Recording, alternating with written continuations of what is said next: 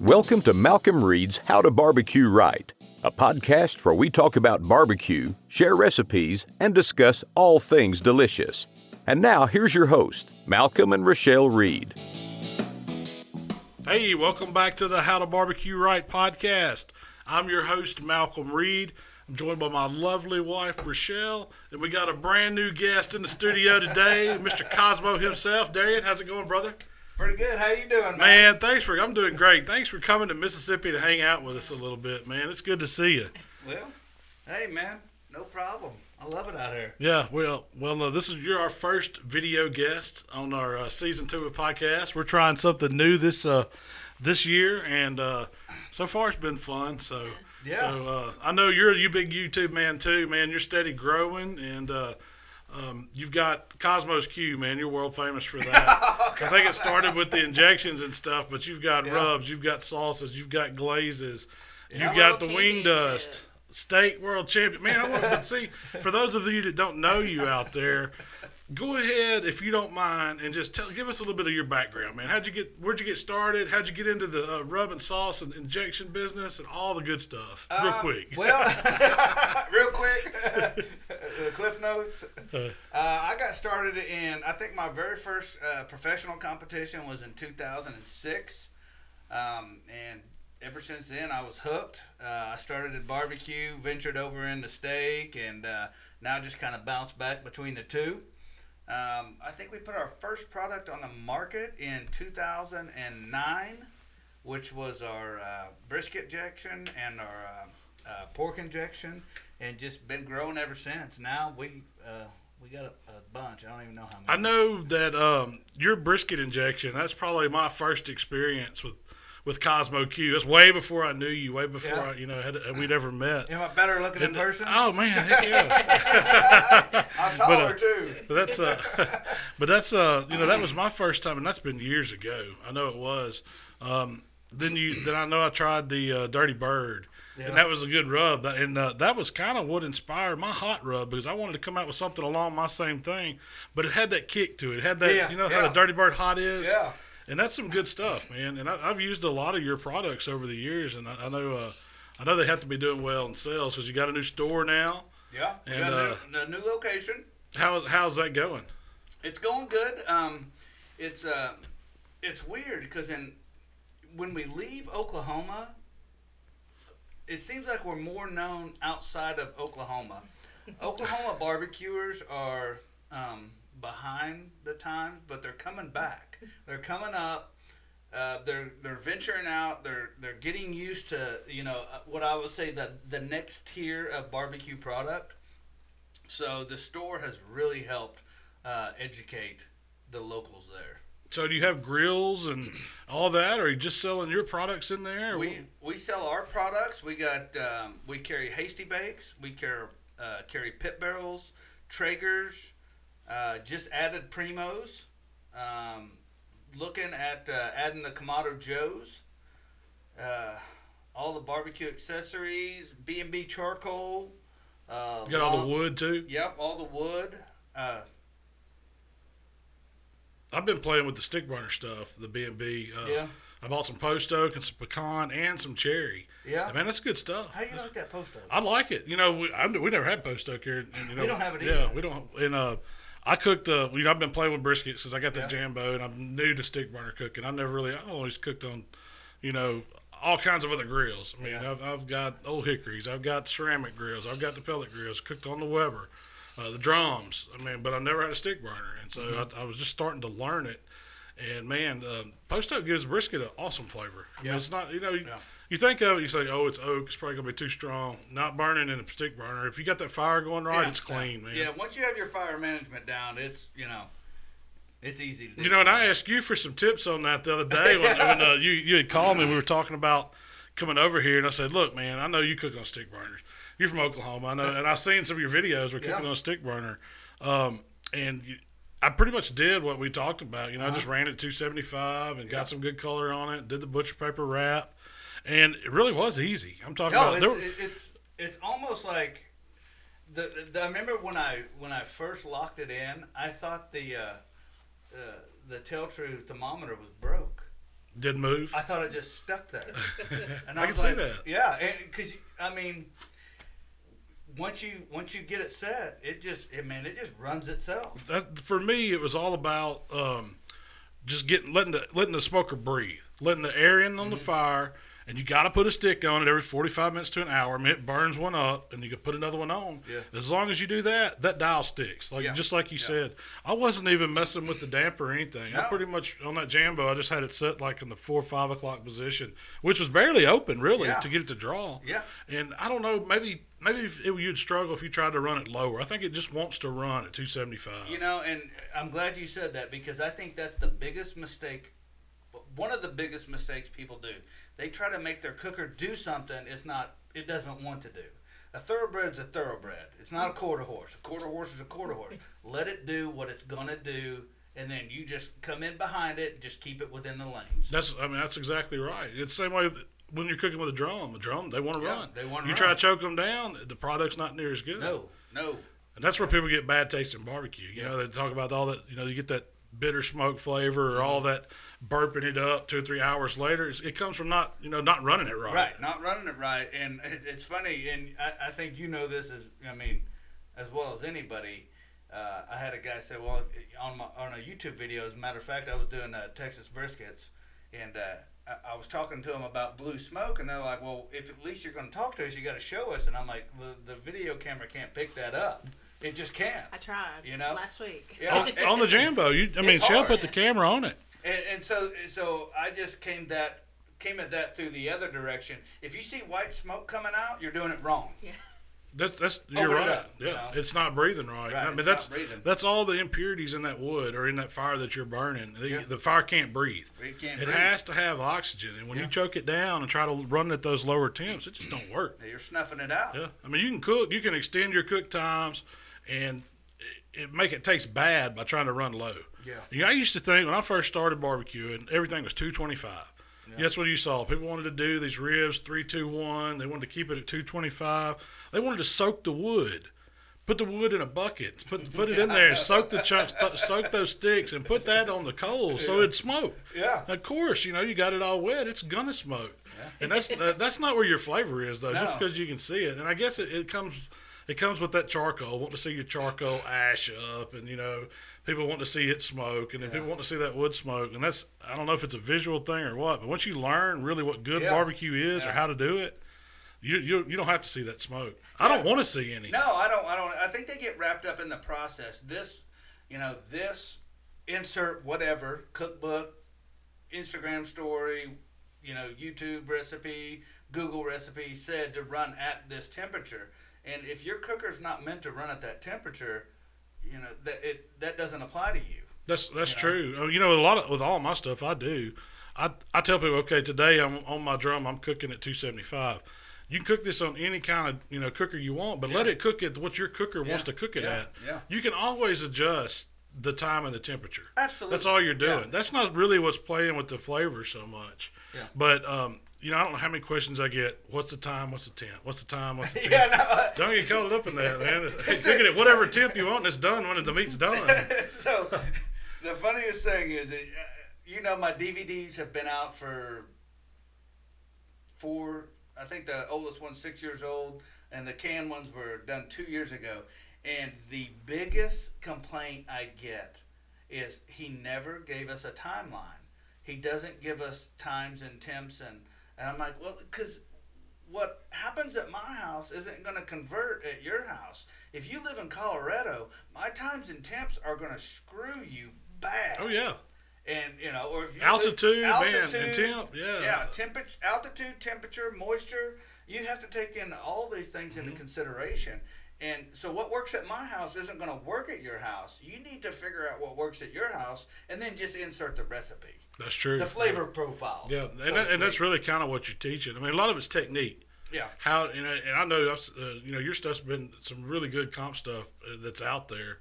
And I wanted to talk to you about that. How are the? I noticed you started doing some YouTube classes, and I've been seeing them on there, or video classes where you can. Tell me about those, man. How's it going, and how's the feedback from that? So we started the Kosmo Q Club, And with the premise of barbecuers, you know, they want to do a couple things, right? They want to produce better barbecue.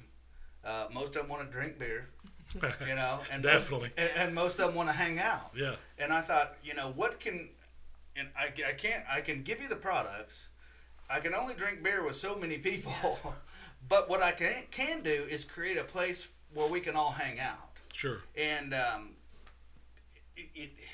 was shocked at the feedback from it. The first class we sold for right now we sell it for $47. It's a $47 monthly membership fee, and you come in, and for $47 you have access to all things Cosmos. You get 10% off of our store year round. Doesn't matter. You have a code. Period. That's what you get. You get a private Facebook group to hang out in, to where it's a safe place to, you know, if you need to ask a question, like, I'll come in there. Hey, anybody know where I get a post oak? Because I've never cooked with it, and I want to know what it tastes like.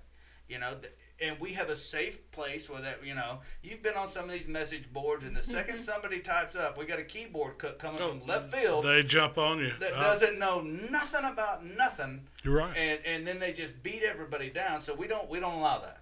You know, if you want to come here and, you know, it's just no dumb questions. No dumb questions. Let's get them all out on the table, and let's grow as a solid unit together. So we offer that.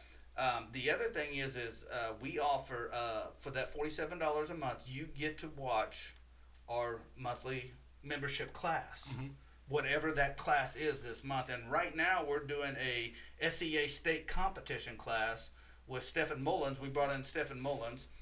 He showed his recipe, and then we kind of talk about it. And then, so we'll talk about that for 2 hours. We'll cover that clinic, so to speak, for 2 hours. This is live feed. Live, 100% live. Me, you, the camera, you know, the video. The first two that I've done live, this is the first time we did a record live. But we recorded all the footage, edited it down to just the good stuff, so we can spend a lot of time on questions. So you get that, and you get that every single month. Now this month is competition steak. Last month was pork and poultry. The first month was beef brisket. And here's what I tell people: I've wasted a lot of money on meat. You and me both. Way more than I'm probably willing to, you know. And I don't care.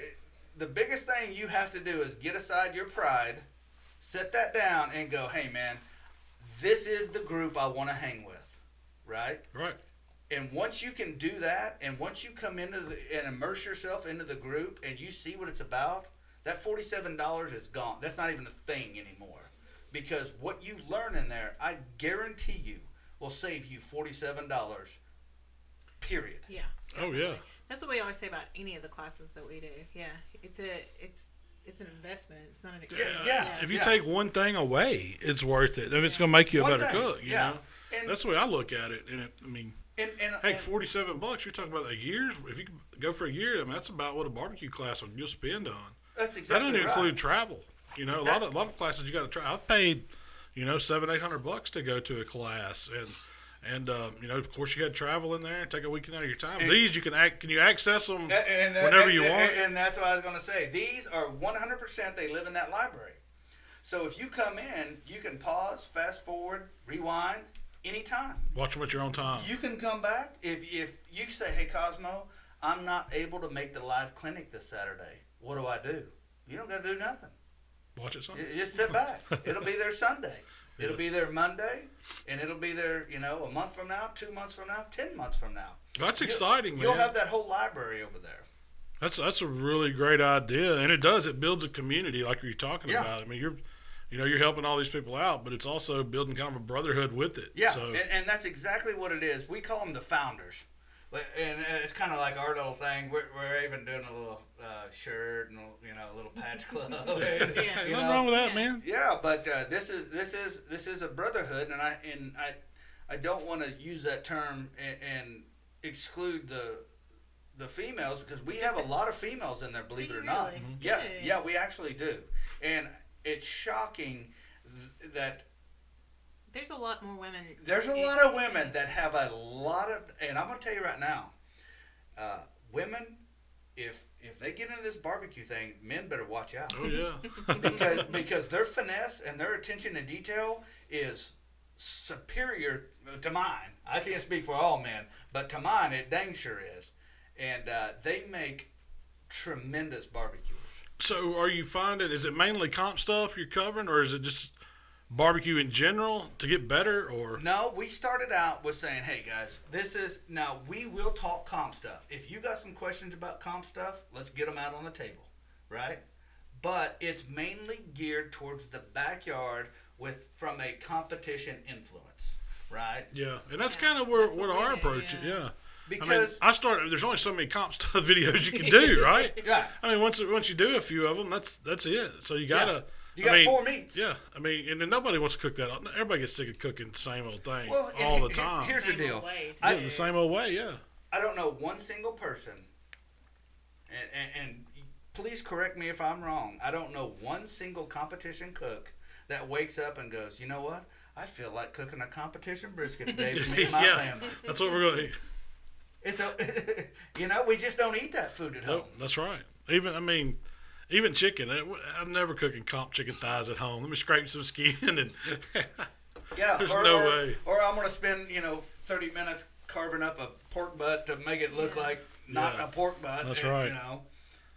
So okay, getting Do on you still comps. cook on the competition Yeah, channel? you still doing them?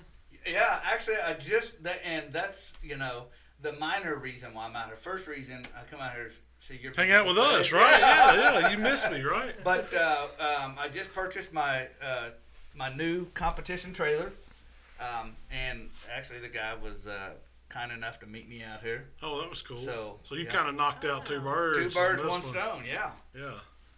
absolutely. So he dropped it off here in Yeah. Havana? Yep. That's good. Yep. Yeah. So what? I noticed there wasn't a cooker on it. What are you gonna put on it? I'm gonna run Jambo on it. Are you really? Yeah. Okay. You already have it, or you have one on order? We, Or are you buying somebody's?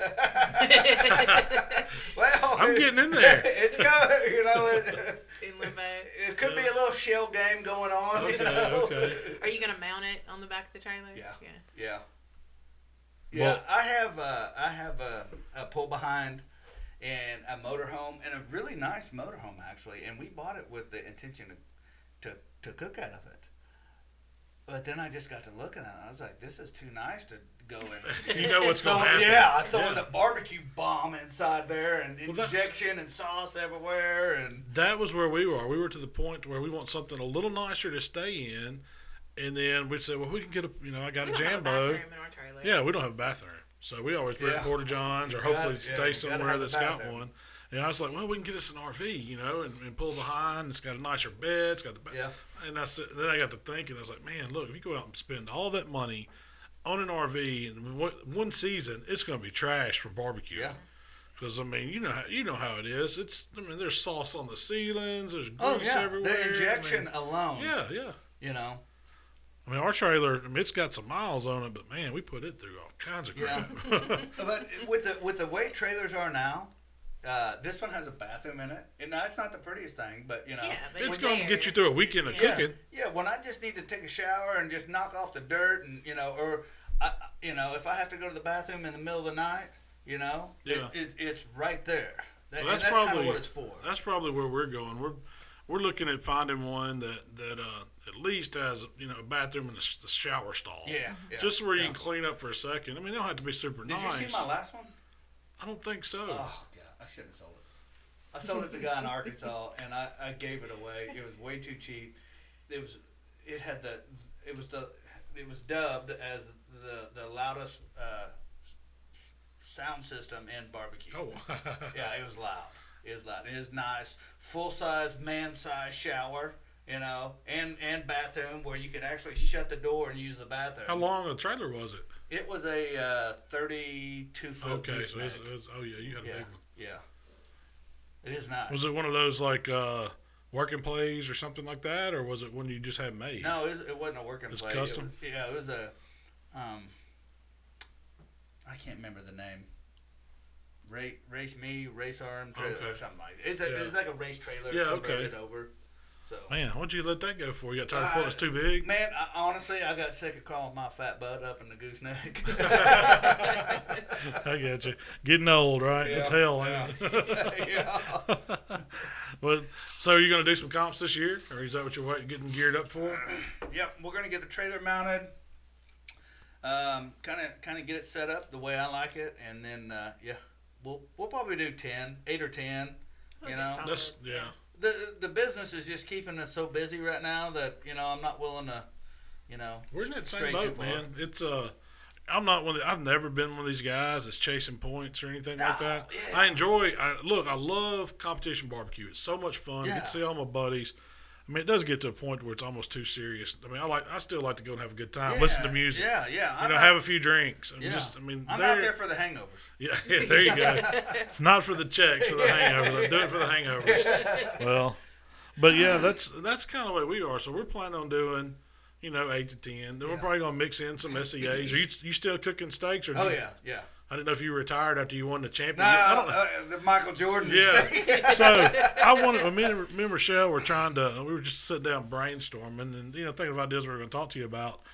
And the SEA came up, and I was like, I've never asked you, how did you get into that? Had you been working towards that, renting that, or was that just first time you ever went, you won it? No, that was the first time I ever went. Well, okay. One and done. Had you cooked a SEA before? Yeah. That contest? Yeah. So because you won your way in. How'd you get into it? Well, I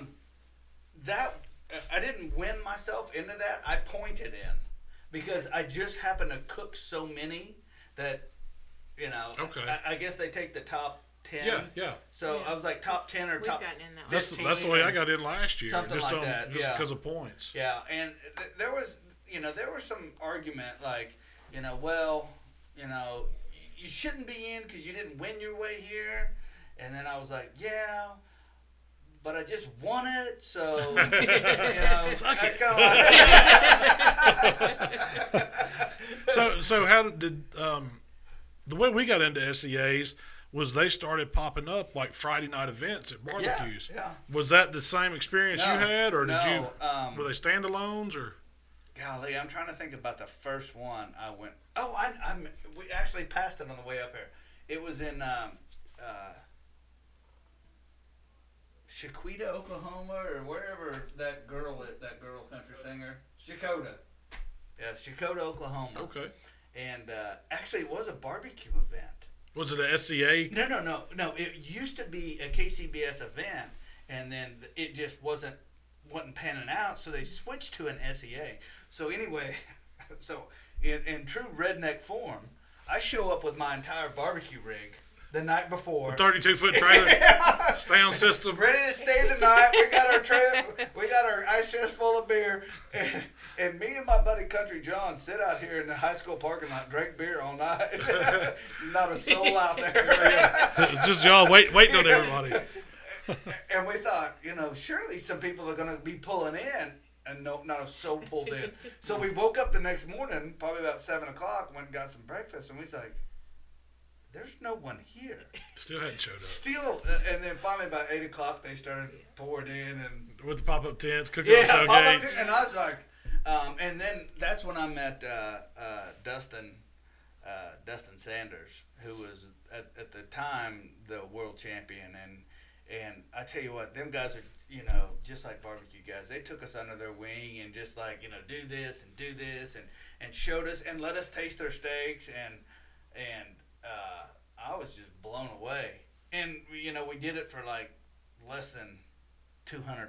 Yeah, that's what hooked me, man. Yeah. The time and the amount invested. I mean, you still got a good shot at winning $1,000. I mean, most of them, yeah. Which is honestly, it's more than you're going to win at a KCBS comp. Oh, by the way, by the time you pay for everything for a barbecue comp, there's no way it comes out. You're much better. You got much better odds at a steak event, and investment's lower. And that's my. I think that's why they're getting hurt. That's my problem with KCBS right now. You just have. They're not looking at it from my side of view, or maybe they are, and they're just turning a blind eye. When I spend $1,000 to get there, and then I see you're handing a check away. I just saw it a couple weeks ago. A guy won grand champion and his grand champion check was like $1,500. And I'm like, he just spent $1,000. Yeah. He got a $1,500 check, so technically he's he's net about $5. Yeah, he's net $5. But and he probably got some calls to get that check. So he probably realistically walked out of there $1,000 ahead. That's one guy. Yeah. Yeah. He's the lucky Everybody He's else, the lucky one. Everybody else below him lost money. Yeah. Oh yeah. And I'm like, I love Competition BBQ, and we're just out there, just measuring. Yeah. Oh no, I'm the same way, man. We feel the same, and that's kind of, we're just doing it for fun now. I mean, I'm doing it because I like it, and I know I'm gonna spend that money going in. I mean, I don't have the big meat sponsors anymore. We used to, but briskets are $250. Yeah, man, yeah, and you got to be cooking those to even be competitive. Yeah. I mean, now I'm just that guy out there that I'm just gonna throw a wrench at somebody's plan. You know? I'm gonna get my name called, right? One way or the other. We do the same thing, and that's even when we teach comp classes, and that's what I tell people too. Our goal. I'm not sitting here telling you I'm going to win grand every time I pull up. Yeah. There's very few people that can do that. But I guarantee you I'm going to make somebody have a bad day because I'm getting my name called. And, if I get a good call, that I know I got a shot, but I guarantee you I'm not. I ain't gonna let you just run ragged. No, they're gonna know you're there. Yeah. And it's because of the techniques we stick to, and I mean we can jump in and we can play with those guys any day. I got just as good a shot as beating them. But I don't mean I do every week. But funny story, I would not ever recommend this to anybody. I've actually went out and tasted competitive, like the guy, like I'll park next, like, hey man, you're the best. Okay, hey, you want to swap ribs? Yeah. And they're like, yeah, I'll swap ribs with it. So I'll go out and taste their ribs, then come back in and finish mine and go turn them in. And then take them in bone or something. Yeah. Man, I burn them up today. Like, what do yours taste like? Just a little bit better than yours. Yeah. But that, I think, and just to touch on that a little bit, I think that's what makes a great competition cook, is what I call what you do under the light. Because I know, I can make, if I have 2 racks of ribs, I can make 10 of them bones taste like 10 completely different recipes. And I can go from Asian to Carolina to Texas to Kansas City. Mm-hmm. And I think that's what it's when you can do that, when you can just cross that finish line, just that last 10 feet, I think that's what makes a good competition. It is, and that's, I think, everybody knows how to cook a rib. Yeah. And it's one thing, to get it done, but it's another to know how to finish and how to put it in that box and how to present it for the judges. Yeah. Because you're not cooking to what you or I like. Yeah. You're cooking to what's going to win that day. Yeah. And you got to know, hey, call me crazy. Don't think I don't walk over there and try to see who's going to judge today, who's showing up. And kind of see what other competitors are there, what they're going to. The average age. The whole time I'm playing it, man. Am I going spicy today? Am I going sweet today? Am I going a little over today? Is it dark in that judging tent? Yeah. Do I need to think about, how light, how dark I need to take this stuff today? Absolutely. All that plays in, and that's all. I mean, that's part of the mind game of it. You got to know how to play that to be successful at it. Yeah, 100%. I want to know, what does it feel like to win a world championship? That was what. It's been on my vision if I board remember for right, years. $15,000. Is that what it paid? I was there. Was it 15? The check was that year. It was huge. Honestly, I don't know. I think it was. I'm pretty sure it's $15,000. So let me tell you the story. So I was there with the 126 posse. That's what we call ourselves. Yeah. And I'll tell you why. Because there was actually 4 of us cooking under a tent. And I came down with 3 of them, John and Woody from Texas. And we were all sitting there back in the back talking, and then they got into 10th place. And, they called John's, because it's just, I call it Texas bingo. You get the little ticket, and John got his name called for, I think it was 6th or 7th place. I think it's the 127 posse or 1 2. He was 6 or 7, somewhere in there. And me and Woody looked at each other and went, "Oh my God, we're never gonna hear the end of this." Like there was 129 competitors there or something, and we thought we're never gonna hear the end of this. And then John came back, and we were all like, high-fiving and like, good for you. But in the back of our head going, this guy, his head's already almost too big to fit in here. Well, and I'm not joking you, they got down to second place, and they called Woody's ticket, and I just collapsed internally because I thought, now Woody got a call for second place, and John got a call. I'm never going to hear the end of this. And I just couldn't believe it. And then, for that first place, there was a huge buildup.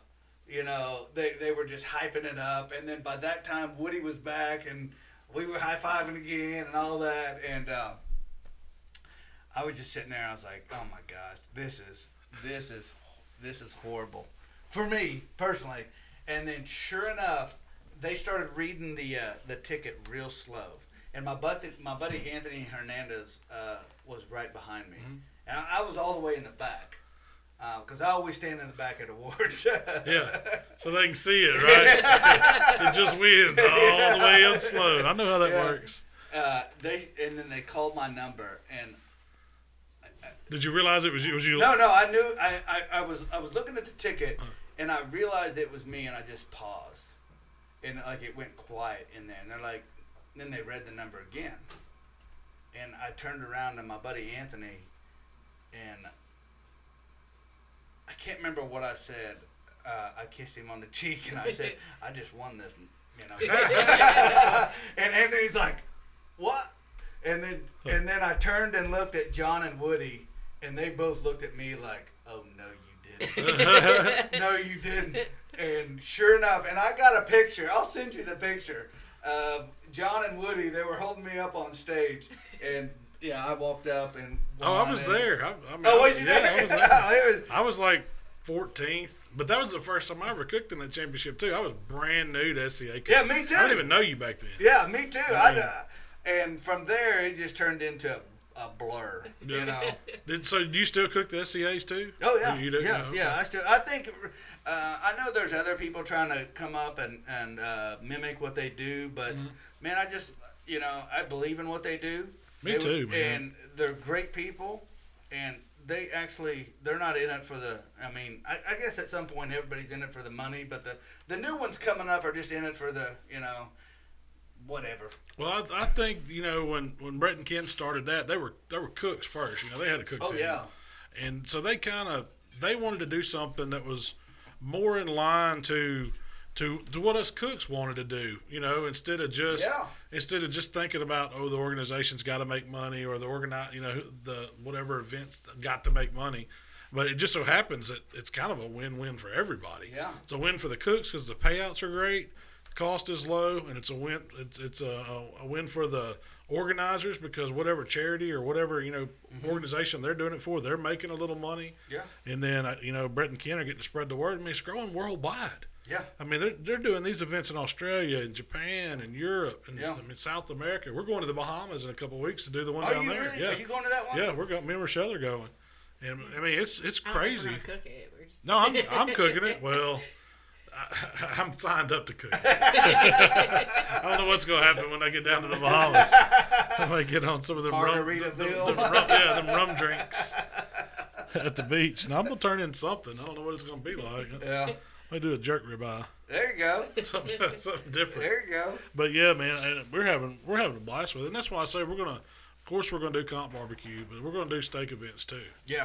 And I mean, I'm not saying, heck, if I'm at a KCBS event and there's a they're doing steaks now, I might cook their steak. I ain't saying I won't, but I think that the SCA is doing a great thing. Yeah, I see that. So what I'd first heard, KCBS was going to allow the competitors to bring their steaks, and I'm like, well, I mean, here you just turn it right into another Wagyu war. Well, that's all it's going to be. I mean, you got Snake River or Creekstone. They're going to love that. Yeah. Oh, yeah. They can sell those $1 steaks. And don't get me wrong, they're amazing steaks, but man, I want the everyday guy, that just, the competition's in his hometown and he just wants to cook it. Yes. And I want that guy to actually, have a chance because here's what's happened. They get ear-holed. Oh, yeah. They show up to these competitions And actually, there was one in my hometown, and unfortunately, I missed it last year because I was out of the state. But I actually had some guys I went to high school there, and they were pumped up. They thought, and I'm like, you don't have a chance. You don't know what's coming. The freight train coming at you right now, you don't even see. And I that's the one thing I hate, because I really think if we got to a point, and I've actually been to a competition where you can't bring meat. Yeah, they were doing those. What are they? Guinea pig contests? Guinea pig, yeah. Now that right there, that's it different. levels the playing field. That levels the playing field, and that, I think, in my personal opinion, that's what it should be about. Let's level the playing field. Now we can all bitch about who got the better rib or who got the better chicken after that. But, let's be honest. We at least all got the same chicken, the same rib, the same pork, and the same brisket. I think that's a great thing. Yeah. I really do. That's the most fair way to run one. Yeah. When you start with that, because you get into it, like you said, spending $250 on the brisket, spending $50 a piece on the pork butt, $25 a rack of ribs. That the meat cost alone is up there. You're going to spend $500 in meat costs before you ever sign up for a contest if you want to be competitive. Yeah. And sure, there's guys out there that win with lesser meat, and it can be done. It can be done, but on not a over consistent, long term. consistent, man, it's that high dollar stuff that's winning. Yeah, absolutely. And the great thing about SEA is I've seen a guy come out with a tabletop tailgate grill, first time ever cooking one, and finish in the top 3. Oh, I see. You see first timers win more in steaks than I do at anything. Yeah. There's some first timers winning KCBS in chicken or something like that. It's very rare you see it in brisket or pork. But ribs maybe. But SEA, man, anybody can win. Yeah. Anybody can win, and it's competitive. It's competitive too, though. You got to think, man. These guys. I hope it don't go the way of barbecue. I really don't. Here's what I like about it. First of all, they control the meat. They control the box. There's no garnish.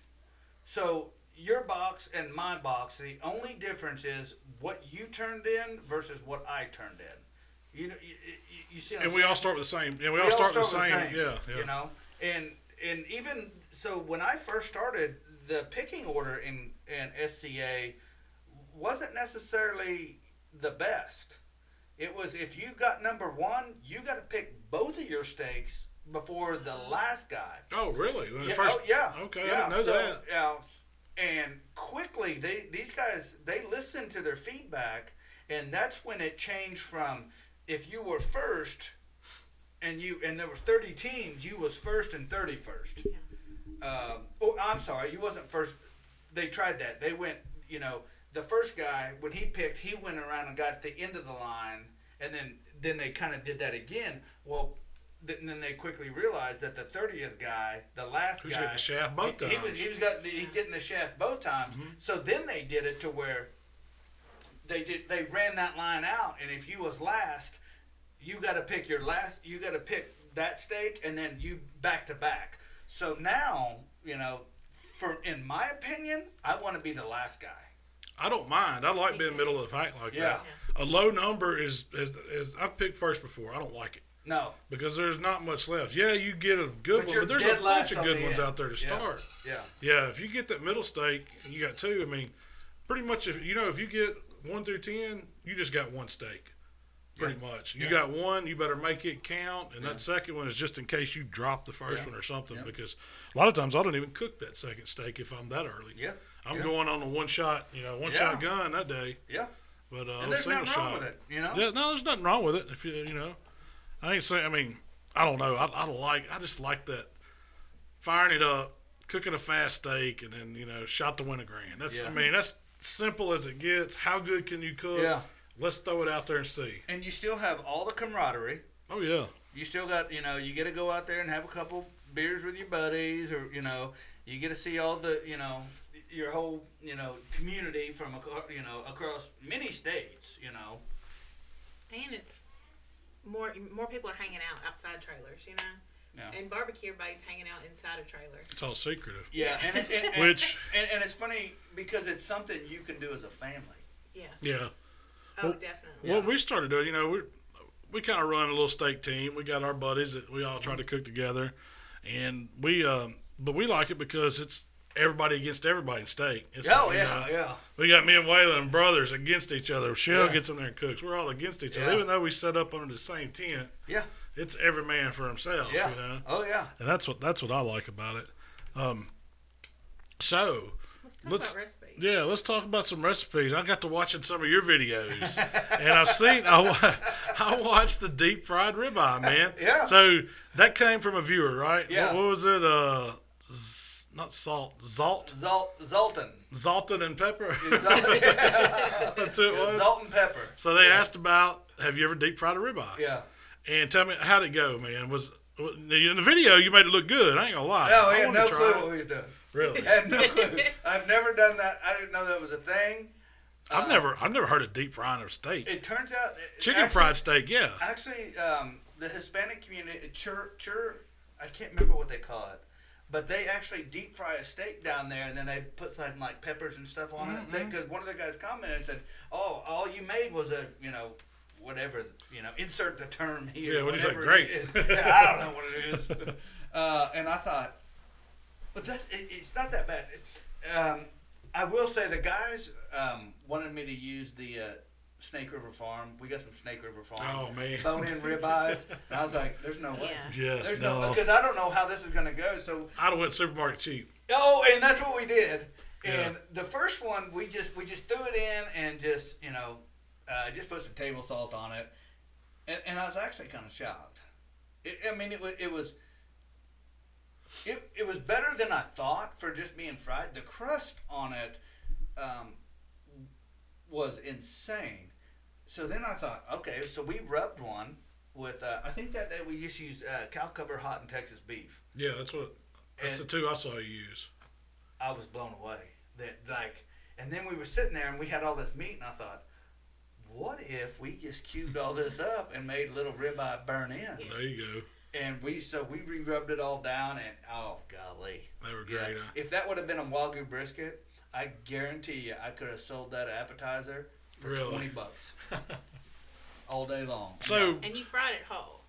Yeah, fried it was whole, fried like whole. yeah. Well, so we put the whole ribeye in the basket and dropped it down there. were you checking internals? I was picking it trying up, or- to, but it's Isn't that 350 degree grease? 350 degrees. You cover a lot of ground quick, right? So So what did it cook? 2.5, 3 minutes? it was Or- about what 3.5, 4 minutes, something like. So I noticed that it stayed around 80 to 90 degrees for a minute. Like it stalled there, but then the second it crossed 100, it went 140.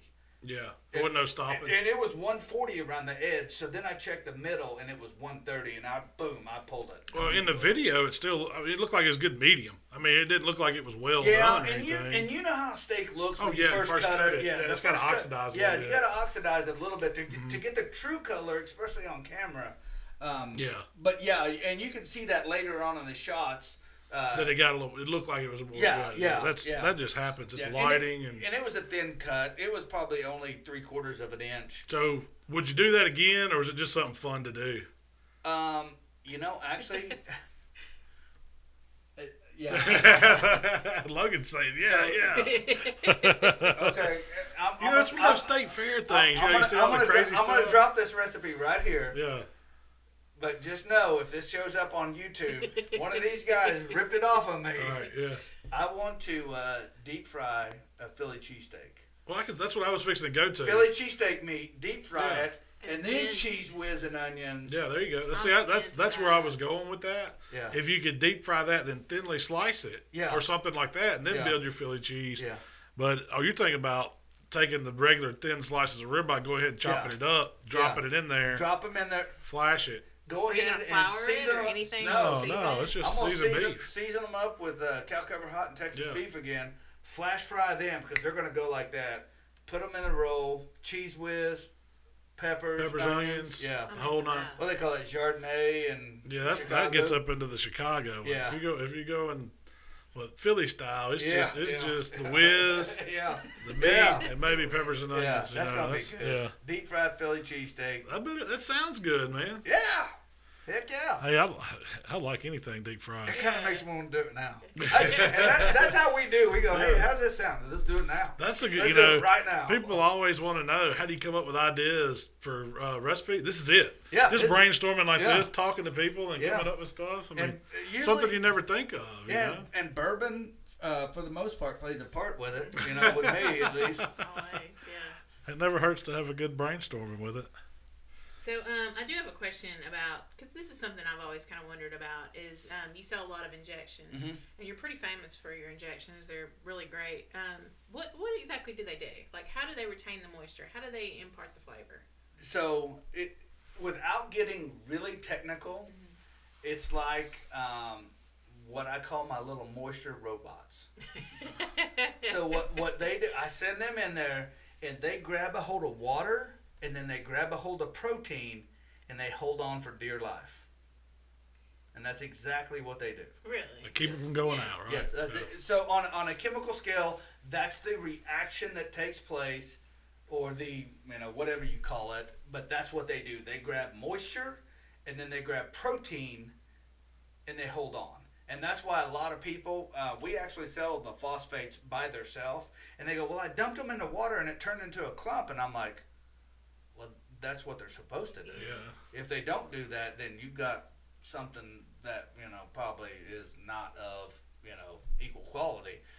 So the way you have to mix it then is you have to sift them in and create a separation between them. So they just grab a hold of water. They're looking for protein, and then that way when you inject them, they grab protein. How long does it take it to work? Is it immediately? It's immediately. Okay. Yeah. So you can inject right before you go on the grill, right before you want to cook it. It doesn't hurt, or do you need? I know some people say wait 2 to 4 hours or whatever. But I like a minimum of 2 hours, and it's not because of the injection per se. It's because it's because of the meat. I want the meat to relax and be able to accept this injection in all the crevices and let it flow internally. But at a competition, I actually inject my big meats the night before. Yeah, and let them set before you put them on the next one. Because for me, because the HVP in there and then all the other spices, they're gonna also marinate at the same time. Yeah, as it's pulling, as that salt's wanting to pull that moisture out, all that flavor's going in too. So. Yeah. But when you're cooking at home, do you still inject? Yeah. Sometimes, not all the time. It depends on. It actually depends on who I'm feeding it to. Well, some people don't want to eat injection. They think of it as, adding chemicals to whatever. Really, I think the phosphate is really in a lot of the meat we get from the supermarket. People don't realize it. When you see that enhanced stuff in chicken and all the meat, they're putting some moisture retention in there. They do it because people don't know how to cook. They don't overcook it. It doesn't dry out. Yeah. That's what the main goal is of it. Yeah. It adds weight, one, so they make more money when they're selling Bingo, it adds weight. And then two, it keeps it from drying out. So you can keep that chicken breast dry. And if you ever went up to the deli and bought some ham and seen the rainbow in it. Yeah, I know what you're talking about. That's exactly what it is. There's some phosphate added to it. And that's how I tell people that, because they think with phosphates, well, if a little's good, a lot's better. And I'm like, absolutely not. Yeah, it don't work like that. That is not the case. Stick to a little, because if you go to a lot, there's another reaction that takes place in there that you're not going to appreciate. And the people eating it aren't going to appreciate either. So. Yeah, that makes sense. I mean, it has a certain ratio on the directions on the package. Yeah. Mix it, a quarter cup with so many ounces. Usually it's about 16 to 20 ounces of water. Yeah, and that's pretty standard for that amount of phosphate. But if you had to measure the phosphate in that quarter cup, it's probably not a whole lot, isn't it? Right. Yeah. I mean, I don't know what. I guess it's proprietary. Yeah. But I know, like, if you're just if I wanted to mix up some phosphate with something, it'd probably be about a teaspoon or so. I actually in my competition injection, I'll put 2 tablespoons. 2 tablespoons of phosphate. But that's to 25 ounces of liquid. Okay. Yeah. But you're spreading that across not just one brisket. That can do Yeah. two full packers probably, right, or more. And I'm getting down on it. Yeah. Because I know in competition they're going to take one bite. So, that's totally different too. Believe you me, you signed up for this. I'm gonna. Well, you have, I'm gonna sling the fence at you. You have to. That's what sets you apart. I mean, Yeah. they're going that one bite barbecue. Yeah. We're not cooking something you're gonna sit down and eat a plate of. Right. You're not ordering a half pound of fatty and a half pound of lean, and gonna make a meal off of it. Yeah. You're taking that one bite. Same goes for pork butt. I mean, you're lucky if they take 2 or 3 bites of it. Yeah. But Well, what's up with the secret barbecue sauce? Oh, the OpEx. Yeah. is that the newest sauce? Yeah. In my opinion, and this is just me, I think that's the best barbecue sauce to ever go in a bottle. Really? Yeah. You to bring me something to try, I did man. not. It didn't. God, we could have set it up here on the table, man. We could have put it on the I'll, video. I'll make sure you get some. Yeah, we could have tasted it right here live. I would have told you. No. I'll be honest with you. No. You know which one I like? I like the cherry. Cherry habanero? Yeah, that's my favorite one you got. I don't know if you'd watch your customers, but I've actually bought that and the apple before. Have you? Yeah, No, I went to Clark's class. And he was like, I said, I got a bomb. I don't know. He said. Something to it. Hey, it works, man. Some good stuff. And those glazes, those are some of my favorite. We played with those out in Vegas last year. We went to the hardware show. Oh, yeah. And that pineapple glaze, man, on pork. God, it's so good. Yeah.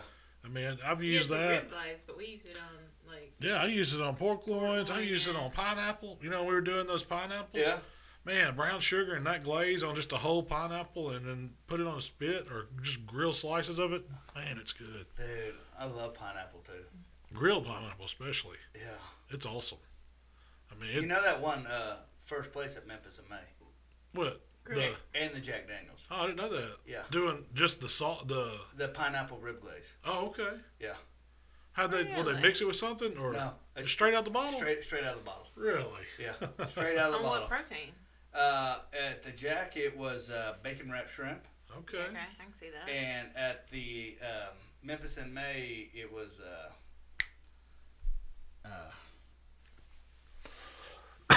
Excuse me. There's one of them. The chicken. it was lamb shanks, or Oh. no, not lamb shanks. I never can remember this name. It's the little tenderloin on lamb. Yeah. The I don't know if I've ever. lamb chops. Lamb chops. Yeah, there you go. Yeah. Lamb chops. Yeah. I got you. It seems like I remember you telling because you came by last year and did some Yeah. filming. We was actually. Yeah. You coming back this year in Memphis in May? I don't know if that so that last year that kind of crossed over with our guy weekend fishing trip. Oh, okay. It's, Man, it's muggy down there too. it is, man. It can be brutal. It's either going to be pouring down rain and mud up to your knees, or it's going to be so hot it's miserable. I mean, heck, it's been freezing cold one year. Was it? Memphis is one of those places where if you don't like the weather, stick around. It's going because it's fixing to change. I mean, it goes all over. We get all 4 seasons, and we get the worst of all of them. You remember awards? It was like nice. I didn't make it. Oh no, we got mine. I think I got into the whiskey that Crown got me that day. That was one of them ones they had to take me to the top of the hill. I wasn't gonna make it. We gotta go get this guy some chicken, sober him up. We gotta get him. Yeah, it was one of those days. It was good, but you have that after 3 days of it. Yeah, oh yeah. 3. Or 4. You set up on Sunday. Man. The Sunday before. Oh my gosh. Yeah, it's a tough one. And I'm ready for it. Yeah. We do it once a year, so you can ask me after Memphis in May. That's when everybody, we're quitting. We're not doing this again. It ain't worth it. But then right now, oh man, we're jonesing. It's like, Memphis in May's coming. We got to get tuned up. We got to start getting all our stuff ready. I'm interested in how they cut their ribs out there. It's different, ain't it? Those baby back ribs and Mm-hmm. Did you watch them build some boxes on the pro side? Oh yeah, I cooked with Kendall. Oh, dude, okay, yeah, man, I was you in there. You had front and center seat. Yeah, I was like, let's do this. I'm not gonna stand around here and just look pretty. Did he hand you the knife and let you cut them, or? No, he doesn't cut them. But basically, explain to him. You drop a bone in between. Yeah, that's pretty much all. It's 2 bone pieces with meat on outside of each. So yeah. it's different. The Cadillac cut. That's all it is. Cadillac cut.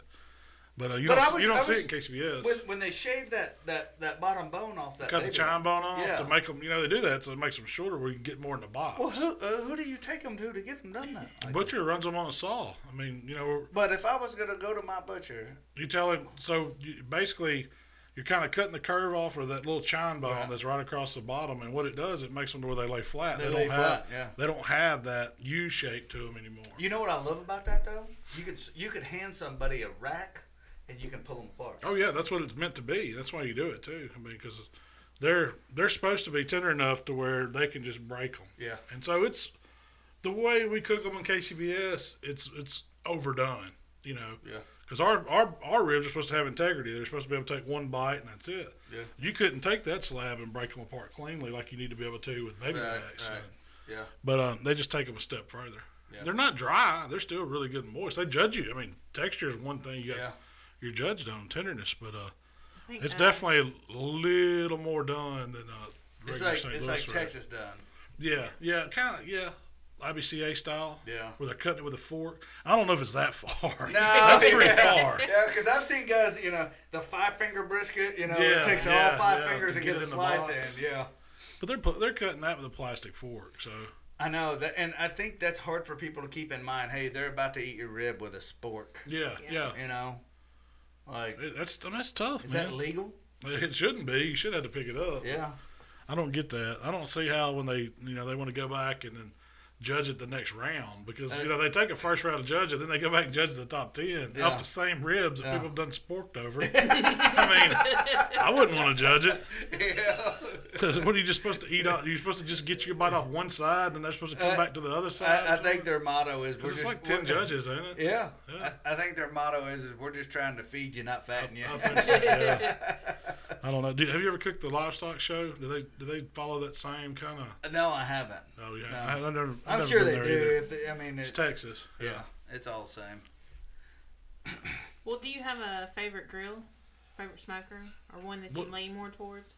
Yeah, so this is what people ask me. If I could only pick one, I could only have one the rest of my life. Which smoker, not grill? Smoker. Which smoker are you going to go with? Oh, I'd take my my JP, hands down.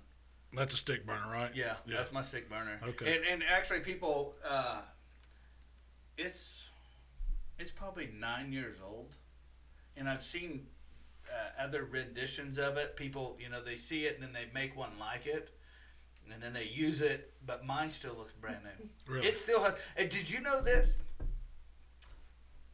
I was the very first one, to my knowledge, to wrap my nameplate. No, I didn't know that. Yeah, and it's still on that one to this day. Yeah, I took it to the Royal, and everybody that walked by, they said, "Who painted that?" And I'm like, well, "That's not paint, that's vinyl." And they're like, "You're an idiot. That's going to come off in 15 minutes when you cook on it." I'm like, "Well, they managed to stick them to a Trans Am hood, they get pretty hot. Surely this thing will last." It's got turbo on it and all that air induction. It's still been on there to this day. Yeah. So. I hadn't got anything done to mine. That's what I was going to plan on. I didn't get it airbrushed. You didn't? I didn't. I want or painted, however they do it. I guess who's Jambo? They airbrush them. Does he? I think he uses a guy out of Texas. Yeah. Shark, but that's it. Yeah, I didn't use him. I said if I did one, I was going to do this decal or whatever. Just wrap it, man. Yeah. Just have them come around the edge and stick it to the back, and you're golden. You hadn't had any trouble out of it? Not knock on wood. You know. Yeah. I love mine. I've always said. I mean, I've been an Old Hickory guy. Mm-hmm. Because I know I can take that Old Hickory. I use the CTO. Mm-hmm. And I can cook comps with it, but if I need to feed my family, I can make some money with that pit. Yeah. So it's my go-to. It is my go-to. I wish I had one of them.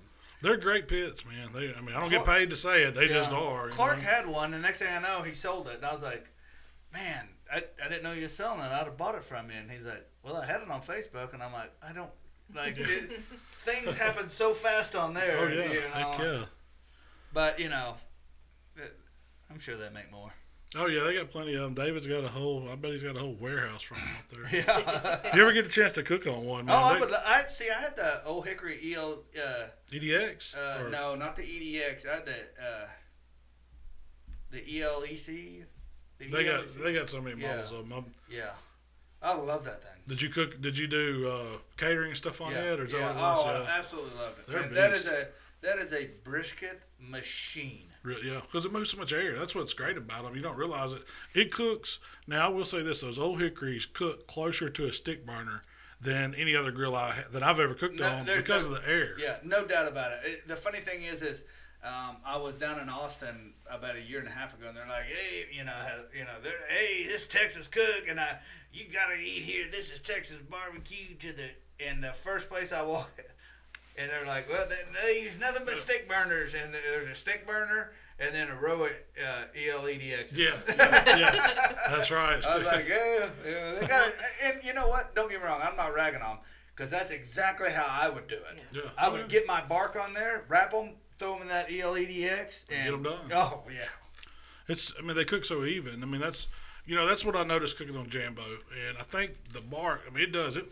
A stick burner makes bark like nothing else. Yeah. And it's because the way you got it opened up and the way the air is going inside that pit, drawing out by that big exhaust pipe. Yeah. But that old hickory's got that convection. Yeah. So it's circulating that air just like it. Yeah. And what it's doing is causing that bark to form because it's the air, hot air moving is drying the outside out, making that bark. Yeah. And that's why, I've never had any luck on a brisket just running it without wrapping it in some kind of way. It'll take it to the point it dries it out too much on an old hickory. Yeah. And that's just been my experience with it. But like you said, if you'll get some color on it, let it get its color, and then wrap it. I don't care if you wrap it in paper, or if you wrap it in foil, whatever you do, and to get it done, it makes some awesome barbecue. Yeah, absolutely. Well, normally we talk about the recipe we cooked this week, but because of scheduling, it's going to be the recipe we're cooking tomorrow. Okay, so when we talked, you said you were going to surprise me with the chicken sandwich and to go ahead and get my fryer out. So I got it. I got my little Cajun Works fryer, double basket fryer out there in the back, and got some peanut oil ready to go in it. So what do we don't have to give me everything because we want it to be a surprise on the video, but just give me the gist on what we're going to do. You got it's a new seasoning, right? A new wing dust. Okay. Yeah. Okay. Our Nashville hot chicken wing dust. Okay. Oh, you come close to the tip of Tennessee, so you got that Nashville itch. I know what it is. I actually this is so when I've been down here 2 or 3 times over the last couple of years, and I've had the Nashville hot chicken. Okay. And I really like it actually. Noah and I was in Nashville not long ago, and I had it there. And I really liked it. And we were sitting at the house, and I was like, man, what if we made a Nashville hot chicken wing dust? And so we did, and we actually just shot it. Did you see our music video? No, I hadn't seen that one. Saw our country music video? No. Yeah. I'm looking that up as soon as this is over. Yeah, I hadn't seen that. So the guys, Logan and Wes. Who's singing? You? Yeah. Technically, yeah. Okay, I got you. But really, no. No, that was Wes and Logan. They wrote, produced. They did the entire song, and it's actually such a good country song. We're gonna write the whole thing out. Really? Oh yeah. Yeah, because I'm sitting there and I was letting my wife get down to the barbecue business. Yeah, Go to a country music store. And she's like, actually a pretty good song. Now I got to watch it. So we're gonna do a rendition of the way I like to eat Nashville hot chicken. Okay, and it's gonna be dry spice, not the the kind of hot sauce that's right. based one. It's gonna be. I've done one like that. I kind of did my version of a chicken and biscuit doing that with the Nashville hot sauce. It was good. Yeah. But I'm anxious. Is it going to blow my head off? Is it so hot you can't hardly eat it? Or? The one thing that I like to pride myself on is when I call out a heat source, habanero or whatever, you're going to taste that heat source without getting just depleted. Right? I want you to taste what a habanero tastes like without the heat of a habanero. And that's what you get with like the cherry habanero or the peach habanero. It's spicy, but it's not blow your head off. That's why I like them, because a lot of times you see habanero on something it's automatically going to the top. You know, and it's Yeah, just going to blow. and They get all caught up in how many Scovilles it has, and I'm it's not all gonna about eat the it. pain. No, Yeah. I'm not eating. I'm not enjoying that. Right, yeah. And the funny thing is, But the flavor of habanero is really good. the you know? the flavor of these peppers are amazing. And actually, the flavor of have you ever had a scorpion pepper? No. It actually, the flavor of a scorpion pepper is awesome. Really? Yeah. Is it kind of sweet like a habanero? Yeah. Or Yeah. I'll imagine with and I would venture to say you have had it, you just didn't know you had it. Really? Because the pineapple heat. Does it have scorpion in it instead of? It's pineapple and scorpion pepper. Okay. But the way we engineered it is so balanced, and the scorpion pepper pairs so well with the pineapple. I mean, you've had it. It's not. Yeah, no, I do like that. No, I thought it was habanero. This is the kind of stuff you can dip chicken nuggets in. And the funny thing is I get emails from parents. You know, my kids would never eat until they got, you know, insert this sauce or this rib glaze, and now they do. And that's because we don't throw the heat of the pepper in there so much as we throw the flavor of the pepper in there. Well, my son Michael, he loves that pineapple heat glaze. It's crazy. Yeah, I mean, you're talking right, dipping chicken nuggets in it. Yeah, it's insane. Yeah. And I remember, so my buddy, he's a food scientist, and that's who, you know, Is that your brains? You're Yeah, the, you're the so I crazy I think creator. about it, then I'm like, hey, you know, you want to make this? And he's like, what? What are you like? You know, Trust me. Yeah. But he actually come to me and he's like, hey, I made this pineapple. I think you ought to try it. And I was like, okay, what's in it? He's like, it's pineapple and scorpion pepper. I said, stop right there, bro. No one is gonna buy that. No one is gonna. Pineapple and scorpion pepper. You know, you might as well just say, too hot for you, you little wussy. Yeah, right. You know, keep walking. And so I tasted it, and I was like, this is unbelievable. So I was like, okay, we got to come up with, and we just call it pineapple heat. I see that, and then you can sell thousands of bottles. Yeah. Well, that's awesome. That's, I like your I like the wing dust because I like a dry wing, you know. Yeah. So that's why I like to throw some wings on the Traeger, some pellet real quick, and pull it off and toss it. You know? Yeah. So we use the garlic parm all the time. Do you? That's the ones we have down in our pantry. Yeah. Have you made the bread knots with it? No. Oh. This is Like garlic knots, using that? Yeah, Okay. yeah. So my buddy, he'll just take them biscuits and cut them in half and roll them and make a garlic knot, cook them, and then when they're about half done, pull them out, brush them with butter, and then hit them with that garlic parmesan. Oh, I know it's good. Yeah. It will blow your mind. I might have to do a video with that. That one right there, when I tasted it, I was floored. Yeah. I like garlic knots. That's one of our that's appetizers when we go to the Italian Yeah. little pizza joint up in South Some of Haven. my favorite things. Oh, Bread, butter. you won't be able to eat them there. Yeah. Yeah. They're not gonna be So near as they'll good, run right? it for you, yeah. Yeah. Because my wife and I went to a Italian place, and I said, "Man, I'm gonna try theirs. If ours are this good, theirs gonna." And they were Nowhere close. But Just greasy. let's be honest, I was in Oklahoma too, so you know. What other questions did we have jotted down, Rachelle? I think we've kept Cosmo about an hour. I think. A little over an hour. But yeah, we're looking forward. We're gonna do a video tomorrow. Yeah. Release So it we're this doing week. the Nashville dry spice, brand new to the market. Yeah, Chicken sandwich. yeah. And I can't wait. Oh, it's gonna be good.